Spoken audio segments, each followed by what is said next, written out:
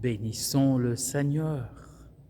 Ils sont sans doute dans l'erreur, ceux qui prétendent croire au Seigneur sans plus. Se contenter d'une foi qui les sauve sans s'engager dans cette voie d'une vie de foi. Lorsqu'ils viennent se convertir, lorsqu'ils viennent au baptême de Jean, ne disent-ils pas, Luc chapitre 3, les foules, que devons-nous faire? Verset 10. Et les publicains, que devons-nous faire? Verset 12. Et les soldats, verset 14, que devons-nous faire? Bien sûr, si nous continuons à corrompre, à être corrompus, à molester les gens, à rendre l'injustice à la place de la justice, comment pouvons-nous prétendre avoir pris le chemin de la conversion?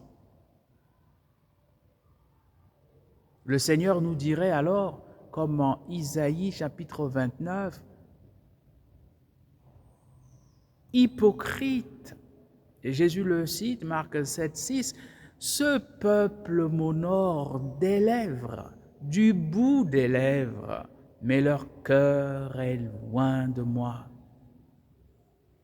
Revenez au Seigneur de tout votre cœur, veut dire regretter le mal que vous avez fait.